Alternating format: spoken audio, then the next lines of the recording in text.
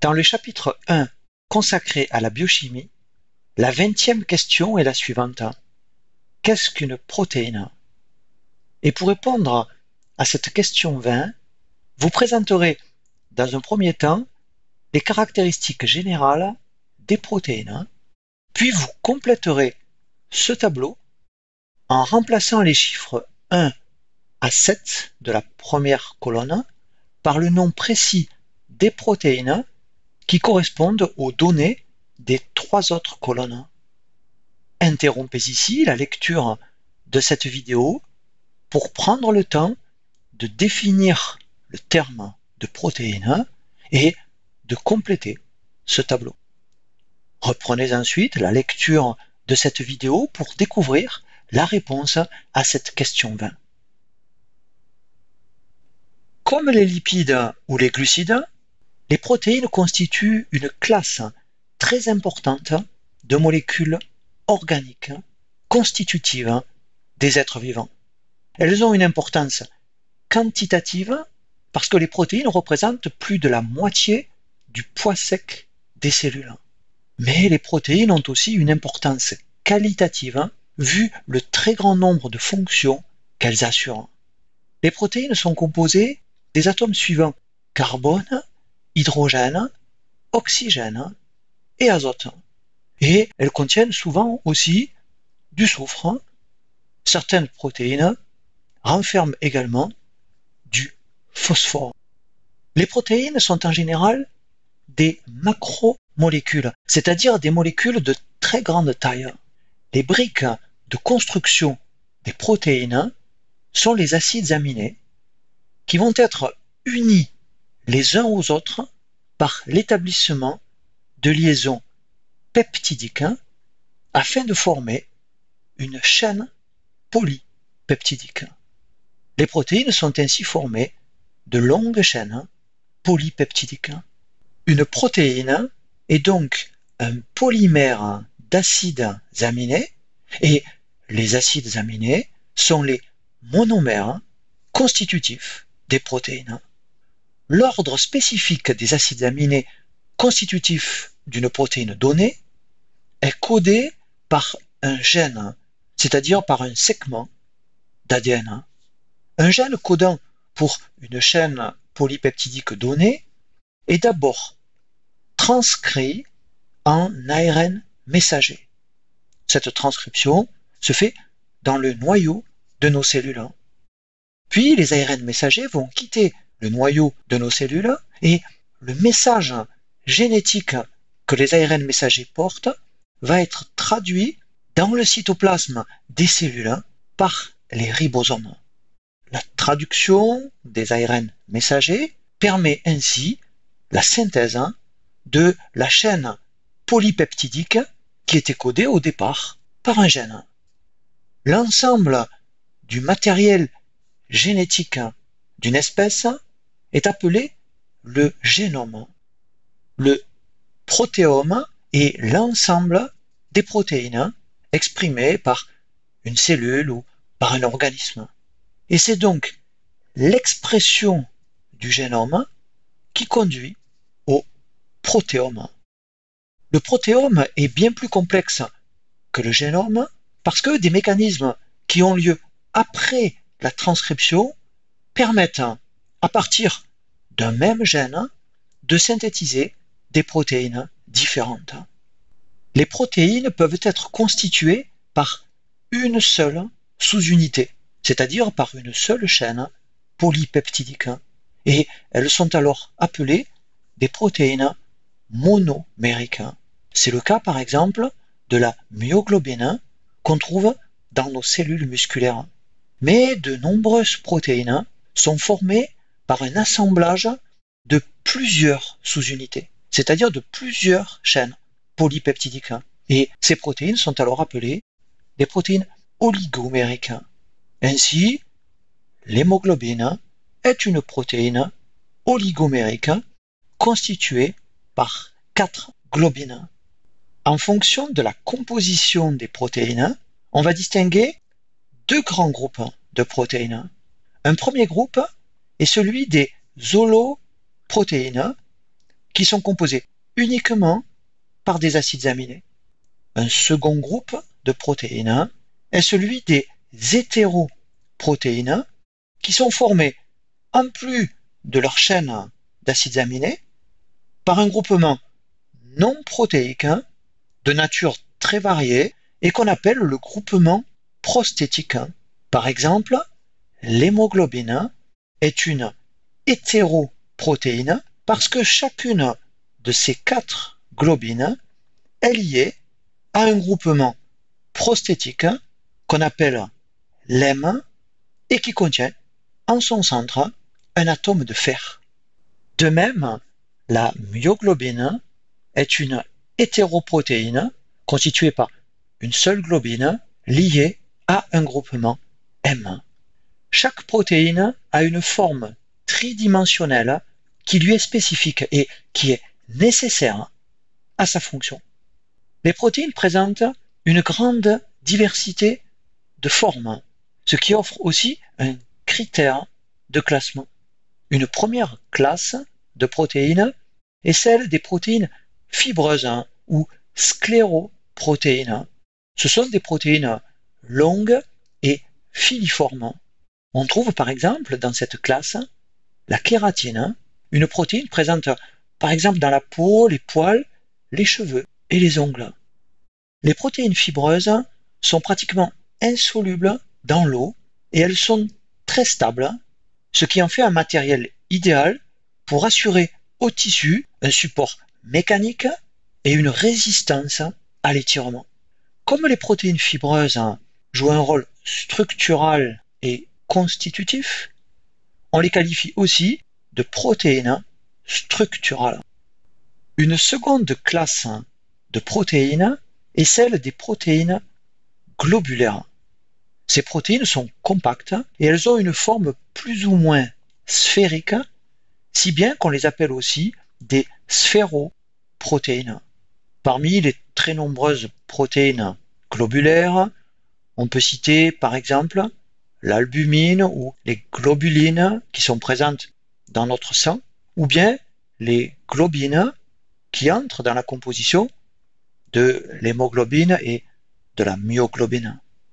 Les protéines globulaires sont des molécules solubles dans l'eau et elles vont jouer un rôle essentiel dans la plupart des processus biologiques. Une troisième classe de protéines est celle des protéines membranaires, à laquelle appartient par exemple la protéine GLUT, ce sigle signifiant transporteur du glucose. La protéine GLUT est présente dans la membrane plasmique de nos cellules et il s'agit d'une protéine transmembranaire parce qu'elle traverse toute l'épaisseur de la membrane. Le glucose peut ainsi rentrer dans nos cellules grâce à ce transporteur. Les protéines présentent une très grande diversité de fonctions. L'activité des protéines est essentiellement fondée sur leur capacité à se fixer spécifiquement à d'autres molécules qui peuvent être d'autres protéines. Les protéines qui entrent dans notre alimentation peuvent être d'origine animale ou végétale. La viande, le poisson, les œufs et les produits laitiers sont une bonne source de protéines animales. Les légumineuses, telles que les pois chiches, les lentilles ou les graines de soja, sont de bonnes sources de protéines végétales. Les protéines alimentaires que nous consommons sont digérées dans notre tube digestif grâce à des enzymes. Et au cours de cette digestion se produit l'hydrolyse des liaisons peptidiques qui unissent les acides aminés d'une protéine. Cette hydrolyse libère ainsi des acides aminés qui seront ensuite utilisés pour construire nos propres protéines. Le tableau que vous aviez à compléter permet d'approcher la diversité de fonctions des protéines. La protéine numéro 1 du tableau est une protéine structurale présente par exemple dans les os ou bien dans le derme, qui est le tissu conjonctif de la peau. Cette protéine confère au tissu conjonctif une résistance mécanique à l'étirement. Cette protéine est appelée le collagène et elle constitue la plus abondante protéine de notre corps. La protéine numéro 2 est une enzyme présente dans la salive ou dans le suc pancréatique et qui permet de digérer l'amidon. Cette protéine est appelée l'amylase et c'est une enzyme qui va permettre d'hydrolyser les liaisons qui unissent entre elles les molécules de glucose constitutives de l'amidon. La protéine numéro 3, présente dans les hématies, c'est-à-dire dans les globules rouges, et dont le rôle est de transporter le dioxygène, est appelée l'hémoglobine. Ce sont les 4 groupements M de la molécule d'hémoglobine qui, grâce à leur atome central de fer, permettent à l'hémoglobine de fixer le dioxygène, lequel sera ensuite délivré aux cellules pour permettre leur respiration. La protéine numéro 4, qui permet la défense immunitaire en fixant les antigènes, est un anticorps également appelé une immunoglobuline. Et les immunoglobulines qui sont capables de franchir la barrière placentaire pour conférer une immunité passive au fœtus sont appelées les immunoglobulines G ou IgG. Notons que les IgG sont les anticorps les plus abondants du plasma. La protéine numéro 5 est une protéine motrice qui se déplace le long des filaments d'actine et qui permet la contraction musculaire. Cette protéine est appelée la myosine. Notons que l'actine, constitutive des filaments d'actine, est aussi une protéine impliquée dans la contraction musculaire par fixation transitoire à la myosine. Avec la protéine 6, il fallait trouver une hormone de nature protéique qui diminue la glycémie, c'est-à-dire qui abaisse la concentration en glucose dans le sang. Cette hormone est sécrétée dans le sang au moment des repas. La glycémie augmente en effet lors de la prise alimentaire et l'hyperglycémie va stimuler alors la libération de cette hormone par des cellules endocrines du pancréas. Cette hormone est appelée l'insuline. Elle agit sur ces cellules cibles en se fixant sur un récepteur membranaire qui est aussi une protéine. Et ce récepteur fixe non seulement l'insuline, mais il est aussi pourvu d'une activité enzymatique. Et ainsi, ce récepteur, lorsqu'il a fixé l'insuline, déclenche par son activité enzymatique une cascade de signalisation intracellulaire mettant en jeu une succession de protéines intracellulaires dont certaines sont des enzymes. L'insuline favorise la consommation du glucose par les cellules cibles, elle stimule la synthèse de glycogène dans le foie et dans les muscles, et elle stimule aussi la synthèse des lipides dans le tissu adipeux. L'ensemble de ces effets de l'insuline va permettre à cette hormone de diminuer la glycémie. La protéine numéro 7 est présente dans le blanc d'œuf et son rôle est de fournir des acides aminés à l'embryon d'oiseau en développement. Cette protéine 7 est appelée l'ovalbumine. Elle est également très appréciée par les sportifs adeptes de musculation parce que l'ovalbumine contient tous les acides aminés essentiels, c'est-à-dire les acides aminés qui ne peuvent pas être synthétisés par notre organisme. Les 7 exemples de protéines présentés dans ce tableau donnent un aperçu de la très grande diversité de fonctions des protéines. Nous venons de voir que les protéines constituent non seulement le matériel de construction des organismes, mais les protéines sont aussi en quelque sorte les ouvriers dont l'activité permanente va assurer le fonctionnement des organismes et notamment des cellules. Par exemple, les enzymes sont des protéines très importantes parce qu'elles permettent d'accélérer les vitesses des réactions qui se produisent dans les organismes vivants. On dit que les enzymes catalysent ces réactions. Les enzymes permettent non seulement la digestion des aliments, comme l'amylase, mais elles catalysent aussi les très nombreuses réactions biochimiques du métabolisme qui se réalisent à l'intérieur des cellules. D'autres protéines permettent des transports, certaines ont un rôle protecteur, d'autres interviennent dans les mouvements à l'échelle cellulaire. Certaines hormones sont de nature protéique et elles constituent donc des messagers intercellulaires véhiculés par le sang. Certaines protéines sont des récepteurs d'hormones ou de neurotransmetteurs ou d'autres messagers intercellulaires. D'autres protéines encore sont impliquées dans les voies de signalisation intracellulaire déclenchées par la liaison d'un messager extracellulaire sur son récepteur membranaire. Les protéines jouent donc un rôle essentiel dans la communication cellulaire. Certaines protéines ont un rôle de stockage, comme l'ovalbumine, et leur hydrolyse fournira des acides aminés.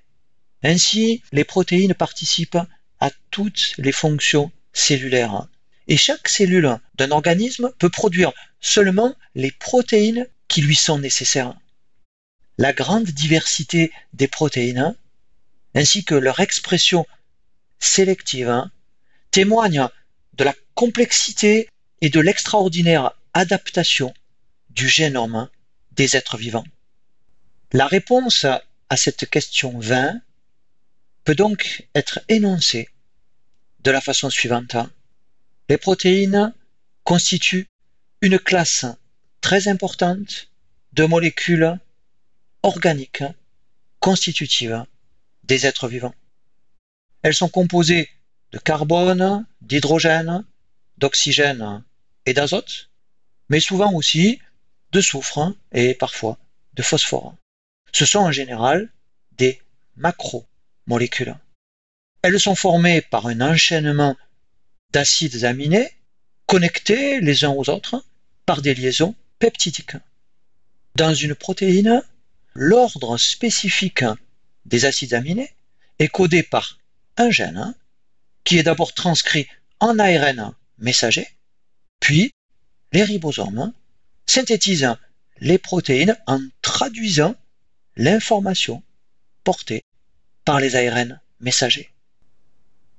La forme spécifique d'une protéine est nécessaire à sa fonction. Les protéines présentent une grande variété de formes et elles remplissent de très nombreuses fonctions dans l'organisme vivant. Elles ont un rôle structural tel que la kératine et le collagène. Elles interviennent par exemple dans le transport comme l'hémoglobine, dans la digestion et le métabolisme, ce sont les enzymes, dans la défense, ce sont les anticorps. Elles interviennent aussi dans la motricité, c'est le cas de l'actine et de la myosine, et dans le stockage, comme le permet l'ovalbumine de l'œuf. Les protéines que nous consommons sont digérées en acides aminés qui sont utilisés ensuite pour construire nos propres protéines. La prochaine vidéo sera consacrée aux acides aminés.